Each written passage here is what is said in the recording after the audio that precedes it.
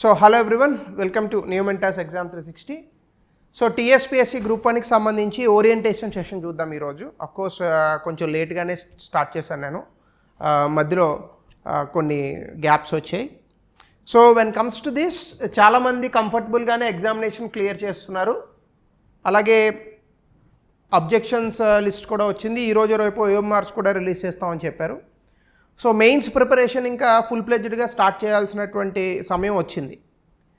ఆబ్వియస్గా మీరు కనుక చూస్తే ఈ ఎగ్జామినేషన్కి సంబంధించి test series definitely it will play a very big role. అంటే మీరు రాయబోయేటటువంటి ఆన్సర్స్ ఏవైతే ఉన్నాయో అవి ఖచ్చితంగా మీరు టెస్ట్ సిరీస్ రూపంలో రాసుకుంటేనే మీ ఆన్సర్స్లో ఎంత క్వాలిటీ ఉందనేటటువంటి తెలుస్తుంది. సో దీనికి సంబంధించి ఆల్రెడీ మేము వన్ టైం రిజిస్ట్రేషన్లో ప్రామిస్ చేసినట్టుగా ఎవరైతే జాయిన్ అయ్యి క్లియర్ చేస్తున్నారో వాళ్ళకి test series they no need to pay anything.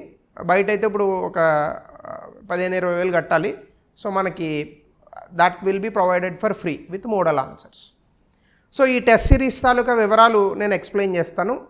రెండోది, మనకి ఆల్రెడీ కొన్ని క్లాసెస్ కూడా మిగిలినాయి. అంటే Telangana movement, Telangana economy, Telangana culture and history, కొంత సొసైటీ పార్ట్, ఇలాంటివి కొన్ని ఉన్నాయి. సో ఎవరైనా ఈ పర్టికులర్ టాపిక్స్ ఇంకా వినాలి అనుకున్న వాళ్ళు తొందరపడద్దు. We will start from this week, ఈ వీక్ నుంచే స్టార్ట్ అవుతాయి. ఎవరైనా కొత్తగా జాయిన్ అవ్వాలని అనుకున్నా అది recorded and live classes, live and recorded classes are also available. So అలాగే ఈరోజు టాపిక్లోకి వెళ్ళేటప్పుడు అసలు ఈ టెస్ట్ సిరీస్కి సంబంధించి మన ఓరియంటేషన్ ఎలా ఉండాలి. మనకి టోటల్గా చూస్తే 6 పేపర్లు ఇచ్చాడు, ప్లస్ ఒకటేమో క్వాలిఫైయింగ్ పేపర్. క్వాలిఫైయింగ్ పేపర్ గురించి నేను ఎక్కువ మాట్లాడను, తెలుగు కాదు కాబట్టి క్వాలిఫై అవుతారు అందరూ, ఇంగ్లీషే కాబట్టి. So there is no big task in that. ఈ 6 పేపర్లలో జిఎస్ పేపర్ ఎస్ఏ పేపర్ ఒకటి, జిఎస్ పేపర్స్ వచ్చేసి 5 ఉన్నాయి. ఈ 5 పేపర్లలో మనం కనుక చూసుకుంటే ఒక్కొక్క పేపర్కి 150 మార్కులు, అంటే 750 మార్కులు. ఎస్ఏ పేపర్కి 150 మార్కులు, అంటే మొత్తంగా మనకి 900 మార్కులు. ఈ 900 మార్కుల్లో 450 మార్కులు ఒక ఎత్తు, మిగతా 450 మార్కులు ఒక ఎత్తు. ఈ 450 మార్కులు ఏవైతే ఉన్నాయో ఇవి కోర్ సబ్జెక్ట్స్. ఇవి అందరూ ఒకేలా రాస్తారు. అందరూ ఒకేలా రాస్తారంటే నా ఉద్దేశం అందరు ఆన్సర్లు ఒకేలా ఉంటాయని కాదు, అందరికీ వీటి మీద నాలెడ్జ్ ఉంటుంది. ఉదాహరణకి మీరు చూసుకుంటే కనుక polity, Indian polity, governance, history, geography, Indian economy, society, ఈ టాపిక్స్ ఏవైతే ఉన్నాయో ఇవి మొత్తంగా మీరు లెక్క పెట్టుకుంటే 450 మార్కులకు వస్తాయి. ఇంక ఇక్కడ ఈ 450 మార్కులు కనుక మీరు చూసుకుంటే తెలంగాణ మూమెంట్ ఒకటి 150 మార్కులకి, 450 మార్కుల్లో. ఇక ఎస్ఏ ఇది ఒకటి 150 మార్కులు, ఇక్కడే 300 మార్కులు అయిపోయినాయి. దీంతో పాటుగా డేటా ఇంటర్ప్రిటేషన్ ఇది ఒక 50 మార్కులకు ఉంది, ఇఫ్ ఐఎమ్ నాట్ రాంగ్. దీంతో పాటుగా తెలంగాణ ఎకానమీ ఇది ఒక 50 మార్కులకు వస్తుంది, ఎందుకంటే 50-50-50లో తెలంగాణ ఎకనామీ బి కాంపోనెంట్లో ఇచ్చాడు, అంతే కదా. సో తెలంగాణ ఎకనామీ 50 మార్కులకు ఉంది. సో దీంతోపాటు తెలంగాణ హిస్టరీ అండ్ కల్చర్ అదొకటి 50 మార్కులకు ఉంది, if I'm not wrong. So Telangana history and culture 50 మార్కులకు ఉంది. ఇంకా జాగ్రఫీ అవన్నీ నేను అందులోనే కలిపాను. సో ఈ 150 ప్లస్ 150 ప్లస్ 150 ఈ 450 మార్కులు చాలా డిసైడింగ్. ఎందుకు అంటే తెలంగాణ జాగ్రఫీ అంటారా పెద్దగా మారదు, ఇండియన్ జాగ్రఫీతో కలిసిపోతుంది. మహా అయితే అడవుల గురించి చదివేటప్పుడు తెలంగాణలో అడవులు ఏమున్నాయనేది స్పెసిఫిక్గా చదువుతాం అంతే. సో కాబట్టి ఈ 450 మార్కులు చాలా కీలకంగా కాబోతున్నాయి. ఎందుకు అంటే ఇది కొత్త సిలబస్, ఎవరికి తెలియదు ఇప్పటివరకు. డేటా ఇంటర్ప్రిటేషన్ కొత్తదేం కాదు, కానీ డేటా ఇంటర్ప్రిటేషన్ ప్రతిరోజు ప్రాక్టీస్ చేస్తే తప్ప రాదు. ఈ డేటా ఇంటర్ప్రిటేషన్లో A+B=5, B=2, కాబట్టి A=3 ఇలా వేస్తే మార్క్స్ రావు. దీన్ని ఎలా వేయాలి? A+B=5, B=2, A+2=5, A=5 - 2, therefore A=3. ఇలా స్టెప్స్ వేసుకుంటూ పోవాలా. ఇదేమంత ఈజీ కాదు. ఇది ఎప్పుడో 6వ క్లాసు 7వ క్లాసు 9వ క్లాసు ఆ టైంలో చేసాం. ఆ క్లాసులు చదివి చాలా రోజులైంది కాబట్టి ఇప్పుడు మళ్ళీ అది ప్రిపేర్ అవ్వాలంటే కొంత ఇబ్బంది. So my sincere suggestion to data interpretation ఏంటంటే ఎగ్జామినేషన్కి 2 నెలల ముందు ప్రతిరోజు గంటన్నర మ్యాథ్స్ మీద కొంచెం అవగాహన ఉన్నటువంటి వ్యక్తులైతే 1 మంత్ ముందు చేసినా సరిపోతుంది. మ్యాథ్స్ మీద అవగాహన లేనటువంటి వ్యక్తులైతే ఒక 2 నెలల ముందు రోజు గంటన్నర పాటు ప్రాక్టీస్ చేసుకోండి. ఈ 50 మార్కులకి 50 మార్కులు వచ్చేస్తాయి. ఎందుకంటే ఆన్సర్ అంటూ నిరూపిస్తే 50కి 50 వేయాల్సిందే. సో ఇంక రెండవది తెలంగాణ మూమెంట్ కనుక మీరు చూసుకుంటే ఈ తెలంగాణ మూమెంట్ పట్ల మీ యొక్క ఓరియంటేషన్ ఎలా ఉండాలి అనేటటువంటి అంశాన్ని కనుక మనం పరిశీలిస్తే తెలంగాణ మూమెంట్ ఒక కొత్త సబ్జెక్ట్. ఫ్రాంక్లీ స్పీకింగ్ 2014 ముందు తెలంగాణ మూమెంట్ మన మనసుల్లో ఉందే తప్ప పుస్తకాల్లో లేదు. ఎందుకంటే దీని మీద పుస్తకాలు ఎవరూ రాయలేదు. So Telangana movement it existed as part of media, అలాగే ఇన్ ద పీపుల్స్ హార్ట్, అంతే. దీని ఒక సబ్జెక్ట్గా మనం చదివేటప్పుడు పుస్తకాలు చాలా అవసరం అవుతాయి. అయితే అన్ఫార్చునేట్లీ మనకి మార్కెట్లో ఉన్నటువంటి పుస్తకాలు ఏదో ఒక సైడ్ తీసుకొని ఉన్నాయి. ఏదో ఒక పొలిటికల్ పార్టీకి అలైన్డ్గా, లేదంటే కొంచెం కమ్యూనిస్ట్ భావజాలాలతో ఉన్నాయి. ఎగ్జామినేషన్లో ఇలా రాస్తే మార్క్స్ వేయరు. ఇది చాలా ఇబ్బందికరమైనటువంటి పేపర్. అయితే నా ఎక్స్పెక్టేషన్ ప్రకారం ఏంటంటే తెలంగాణ మూమెంట్లో మనకి ఇదే మొదటిసారి కాబట్టి బేసిక్ క్వశ్చన్సే అడిగేటటువంటి అవకాశం ఉంది. కాబట్టి ఇచ్చినటువంటి 15 కాంపోనెంట్లకి మీరు మొత్తంగా చూసుకుంటే 6వ పేపర్ అయినటువంటి తెలంగాణ మూమెంట్లో 15 కాంపోనెంట్లు సిలబస్ ఇచ్చాడు. ఈచ్ కాంపోనెంట్కి మీ దగ్గర నోట్స్ ఉండాలి. ఈచ్ కాంపోనెంట్కి మీ దగ్గర ఎప్పుడైతే నోట్స్ ఉంటుందో సో ఆబ్వియస్గా మీరు దాన్ని ఈజీగా క్రాక్ చేయగలుగుతారు. సో కాబట్టి Telangana movement is completely hooked up with notes. So ఇప్పటి నుంచి మీరు నోట్స్ క్రియేట్ చేసుకుంటారా అంటే మీరు కరెక్ట్గా కొంచెం బ్రెయిన్ పెడితే 15 కాంపోనెంట్లు ఉన్నాయి. 2 రోజులకు ఒక కాంపోనెంట్ ఫినిష్ చేసుకున్నాను నోట్స్ ప్రకారం. 30 రోజుల్లో అయిపోయింది 150 మార్కులు. చాలా ఈజీగా. నేను ఈజీగా చెప్పాను, కానీ దీని మీద వర్క్ చేయాల్సింది మీరు. డెఫినెట్గా ఇందులో భాగంగానే మన మోడల్ ఆన్సర్స్ కూడా మీకు ఉపయోగపడతాయి. ఇది మీరు బాగా గుర్తుపెట్టుకోవాల్సినటువంటి అంశం. ఇంకా ఎస్ఏకి వచ్చేటప్పటికి మనకి మొత్తంగా 3 భాగాలుగా ఇచ్చాడు. 3 ఎస్ఏలు రాయమని అడుగుతాడు. ఒక్కొక్క ఎస్ఏకి 1000 పదాలు రాయాలి. అంటే దాదాపుగా మనకి 1000 పదాలు చొప్పున చూసుకున్న 3000 పదాలు రాయాల్సి ఉంటుంది. ఈ 3 ఎస్ఏలు కూడా సాధారణంగా మనకి ఎస్ఏస్ 2 రకాలు. ఒకటి statement based SAs, 2 issue based SAs. Fortunately అదృష్టవశాత్తు మనకి స్టేట్మెంట్ బేస్డ్ ఎస్ఏస్ లేవు. స్టేట్మెంట్ బేస్డ్ ఎస్ఏస్ అంటే ఏంటంటే be the change you want to see in the world అంటాడు. జీవితం ఎదపై విసిరిన ఎర్ర గులాబీ, దీన్ని 1000 పదాల్లో వివరించండి అన్నాడు అనుకోండి, సత్యమే. ఇవి జనరల్గా మనకి యూపీఎస్సీలో వస్తాయి. ఫిలాసఫికల్ ఎస్సేస్ అని అంటారు. వీటిని స్టేట్మెంట్ బేస్డ్ ఎస్సేస్ అని అంటాం. అంటే ఒక స్టేట్మెంట్ ఇస్తాడు, దీన్ని మనం ఎస్ఏ రూపంలో మార్చాలి. ఫార్చునేట్లీ ఇది టీఎస్పీఎస్సీ గ్రూప్ 1లో లేదు. మనకి అడిగినవన్నీ కూడా కంటెంట్ బేస్డ్ ఎస్సేస్. అంటే హిస్టరీ, ఎకానమీ, సొసైటీ ఇలాంటి వాటి మీద ఉన్నాయి మనకి ఎస్సేస్. కాబట్టి మంచి కంటెంట్ని స్ట్రక్చర్డ్గా నిర్మాణాత్మకంగా రాయాలి. ఈ నిర్మాణాత్మకంగా రాసేటటువంటి పద్ధతిలో చాలామంది ఎస్ఏ గురించి భ్రమపడేటటువంటి అంశం ఏంటంటే ఎస్ఏ అనగానే మన దగ్గర విపరీతమైన కంటెంట్ ఉంటే ఆ ఎస్ఏ రాసేయచ్చు అని అనుకుంటున్నారు. అంటే SA is equal to content అని అనుకుంటున్నారు. ఇది తప్పు. ఎస్ఏ కంటెంట్ కాదు. ఎస్ఏలో మనకి ముఖ్యంగా చూడాల్సినటువంటిది స్ట్రక్చర్. అంటే మీరు ఎంత నిర్మాణాత్మకంగా రాశారు అనేటటువంటి. అసలు ఎస్ఏని 1965 ఆ సమయంలో ప్రవేశపెట్టినప్పుడు యూపీఎస్సీ అసలు ఎస్ఏ రైటింగ్ని ఎందుకు ప్రవేశపెట్టింది అంటే ఐఏఎస్ ఆఫీసర్లు ఇచ్చేటటువంటి రిపోర్టు ఒక పద్ధతి ప్రకారం కాకుండా తిక్కగా ఉంటుంది. దీనివల్ల ఎవరికి అర్థం కావట్లేదు. సో రాబోయేటటువంటి ఐఏఎస్ ఆఫీసర్లు ఈ యొక్క ఏదైనా విషయాన్ని మంచి కూర్పుతో రాస్తే తప్ప రాజకీయ నాయకులకి కానీ క్రింద ఉన్నటువంటి లేదా పైన ఉన్నటువంటి ఆఫీసర్లకు కానీ అర్థం కాదనేటటువంటి ఉద్దేశంతో ఈ ఎస్ఏ రైటింగ్ని ప్రవేశపెట్టారు. సో ఎస్ఏ రైటింగ్లో మనకి చూసేది కంటెంట్తో పాటు స్ట్రక్చర్ ఎక్కువగా చూస్తాడు. స్ట్రక్చర్ అంటే నిర్మాణం. అంటే ఒక ఎస్ఏ చదివితే నాకు తెలియనటువంటి ఒక విషయాన్ని పూర్తి స్థాయిలో నాకు అర్థమయ్యేటట్టుగా మీరు చెప్పగలగాలి. ఇది ప్రాక్టీస్తోనే వస్తుంది. కాబట్టి ఎస్ఏకి మన ఓరియంటేషన్ ఎలా ఉండాలి అంటే మొత్తంగా మనకి 3 భాగాలు ఉన్నాయి. 1, 2, 3. ఇందులో మళ్ళీ 2 ఇచ్చాడు. మొత్తం 6 భాగాలు.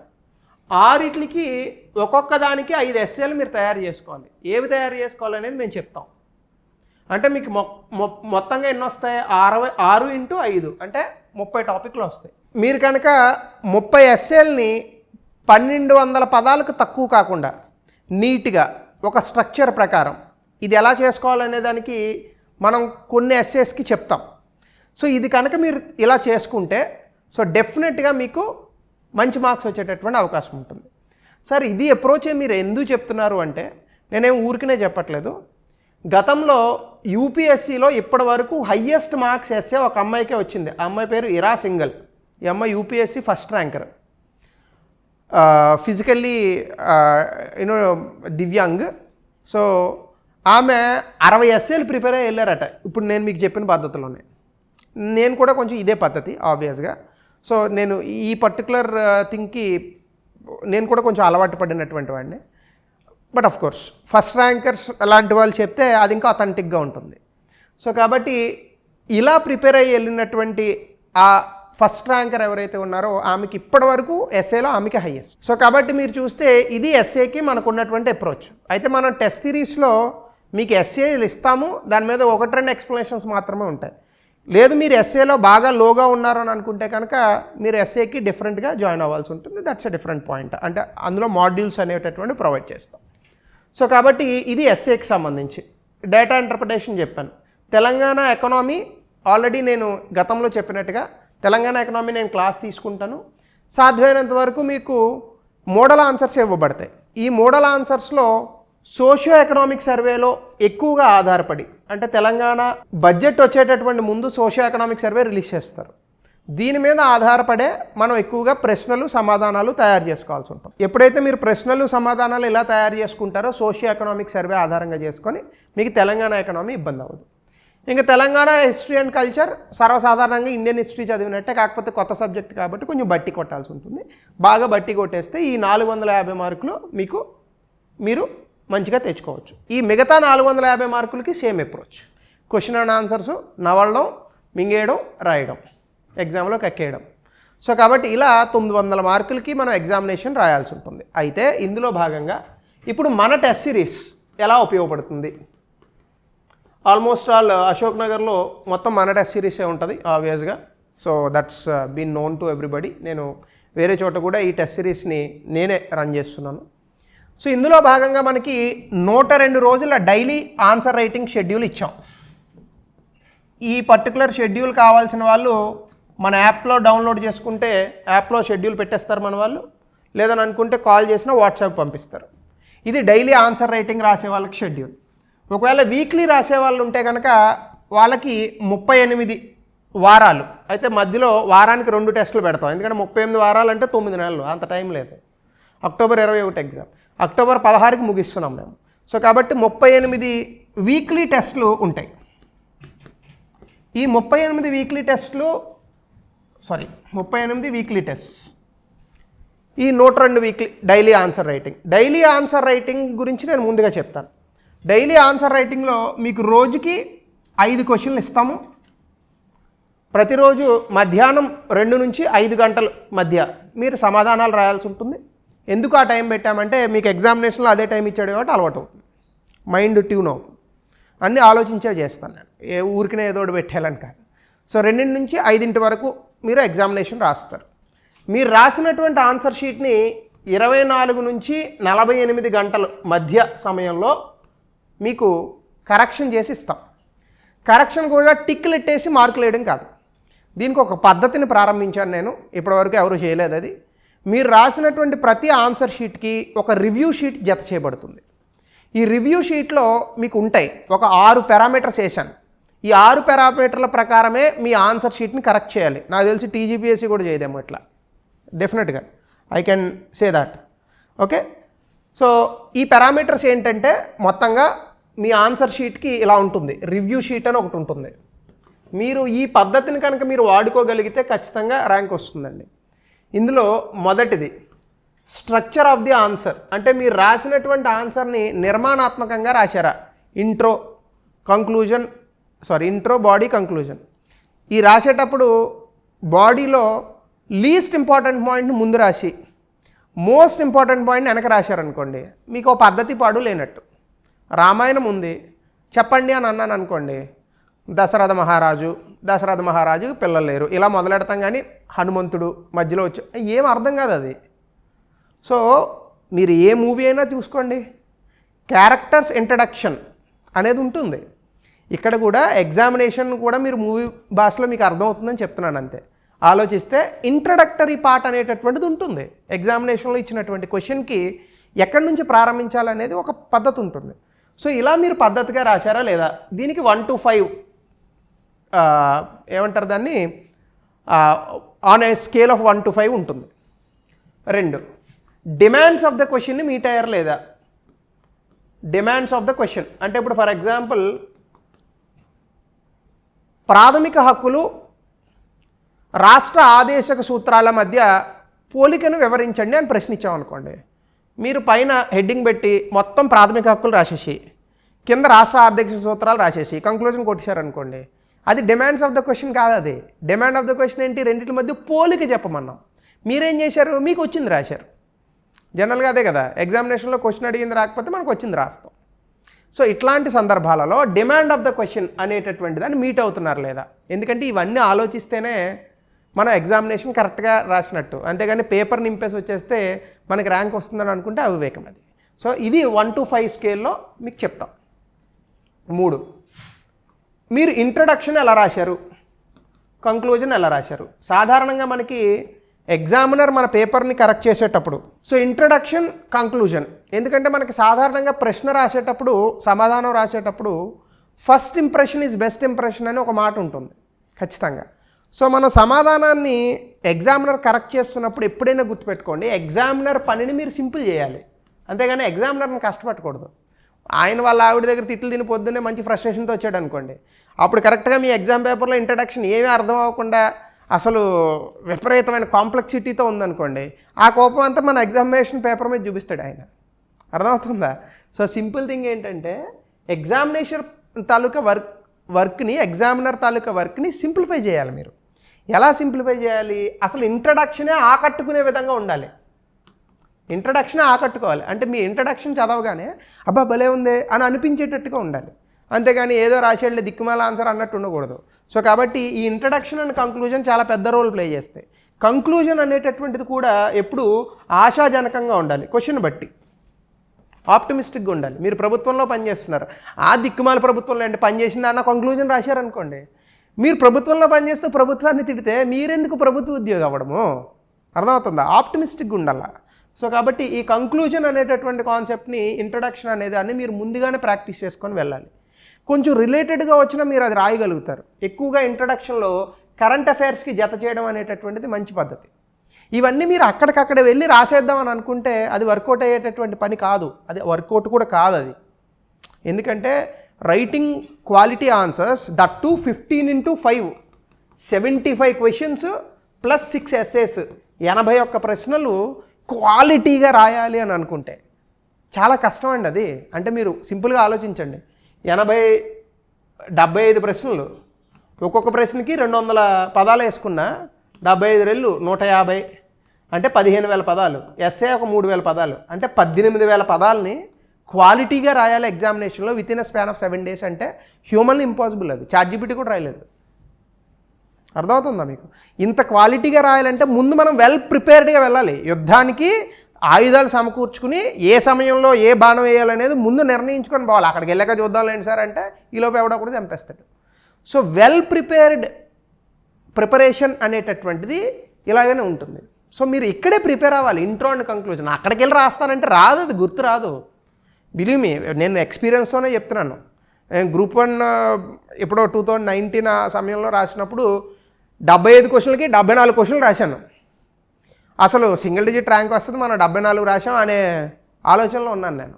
చివరి చూస్తే తుస్సుమంది. కోర్స్ కోర్టులో కేసు వేసారనుకోండి, అదేవో ముందు ఇంటర్వ్యూలు వేరే వాళ్ళకి ఇచ్చారు, తర్వాత మళ్ళీ పేర్లు లేవు, అది ఏదో జరిగింది పక్కన పెట్టండి. బట్ ఓవరాల్ ఎక్స్పీరియన్స్ గురించి చెప్పేది ఏంటంటే మీరు కూర్చున్న తర్వాత అసలు ఏం రాస్తారో మీకు తెలియదు, రాసుకుంటూ పోతారు అంతే. అదేదో సినిమాలో చూడండి ఏం రాస్తున్నారు అంటే దిద్దేవాడే చూసుకుంటారు సార్ అన్నట్టు ఉంటుంది. సో కాబట్టి ఇక్కడ ప్రిపేర్ అయితేనే మెమరీలోకి వెళ్ళిపోవాలి, సబ్కాన్షియస్ మెమరీలోకి వెళ్ళిపోవాలి. సబ్కాన్షియస్ మెమరీలోకి వెళ్తేనే మీకు ఆ క్వాలిటీ సమాధానం వస్తుంది. మీకు అక్కడ ఆలోచించేంత తీరిక ఉండదు. అర్థమవుతుందా? మీకు ఆలోచించేంత తీరిక ఉండదు. సో కాబట్టి మీరు అది బాగా గుర్తుపెట్టుకొని రాయాల్సినటువంటి అవసరం ఉంది. ఏంటి మనది ఏమన్నా మైక్ ఇష్యూవా? ఓకే. సో కాబట్టి intro and conclusion 1 to 5 scale మీద మీకు ఇవ్వడం జరుగుతుంది. అంటే మీరు ఇంట్రో బాగా రాస్తే 5, చెత్తగా రాస్తే 1 టిక్ పెడతాం. ఇక 4 మీరు కంటెంట్. యాక్చువల్గా ఇది 3లో వస్తుంది, నేను ఇక్కడ ఇచ్చేసాను. దీన్నే ఫ్యాక్చువల్ ఇన్ఫర్మేషన్ అని కూడా అంటాం. సాధారణంగా చాలామంది ఏం చేస్తారంటే ఓ ప్రశ్నకు సంబంధించి పూర్తి విశ్లేషణ రాస్తారు, లేదా కొంతమంది ఏం చేస్తారంటే పూర్తి ఫ్యాక్ట్స్ రాస్తారు. రెండు తప్పే. విశ్లేషణ, ఫ్యాక్ట్స్ రెండు మిళితం అవ్వాలి సమాధానంలో. సో కాబట్టి ఒక question taluka content or depth of the content or factual information అనేటటువంటిది చాలా ఇంపార్టెంట్. గ్రూప్ 1 ఎగ్జామినేషన్ యూపీఎస్సీ కాదు. యూపీఎస్సీ కొన్ని స్టాండర్డ్స్ ఫాలో అవుతుంది, కానీ గ్రూప్ 1 అలా ఫాలో అవుతుందని నేనైతే అనుకోను. ఎందుకు అంటే especially when comes to this group 1 మనకి ముఖ్యంగా ఈ ఎగ్జామినేషన్ ప్రతి సంవత్సరం జరగట్లా. 10 ఏళ్ళకి ఒకటే నోటిఫికేషన్ వచ్చింది. సో 10 ఏళ్ళ నుంచి ఫాలో అవున్ స్టాండర్డ్స్ ఇప్పుడు వెంటనే వచ్చేస్తాయా? రావు కదా. సో కాబట్టి తీసేవాళ్ళు కూడా ఎంత ఫైనల్గా 1:50 అనే అంటున్నారు. సో 1:50 తీసినా 28,000 మంది రాస్తారు. ఈ 28,000 మంది పేపర్లు దిద్దడానికి ఒక్కొక్కడో 6 పేపర్లు, అంటే మొత్తంగా చూసుకున్నా 30,000 పోనీ 20,000 మంది రాశారని అనుకున్నా, ఇంటూ 6 పేపర్లు వేసుకుంటే 1,20,000 పేపర్లు అయినాయి, 1,50,000 పేపర్లు వస్తాయి. సో ఇన్ని పేపర్లు మనము కరెక్ట్ చేసేటప్పుడు డెఫినెట్గా అంత క్వాలిటీతో కరెక్ట్ చేసేస్తారని నేను అనుకోను. కాబట్టి మనం ఛాన్స్ తీసుకోకూడదు. సో మనం రాసేటప్పుడే కంటెంట్ విత్ ఫ్యాక్చువల్ ఇన్ఫర్మేషన్ రాయాలా. అర్థమవుతుందా? ఇది ఇక్కడ ప్రిపేర్ అయితేనే మీకు వస్తుంది. మేము ఇచ్చే మోడల్ ఆన్సర్స్లో మీకు అది హెల్ప్ అవుతుంది. ఇక 5వ పారామీటర్ మనకేముంటుందంటే మీరు డయాగ్రామ్స్ ఆర్ ఫ్లో చార్ట్స్ వేసే అవకాశం ఉంటే వేస్తున్నారా లేదా.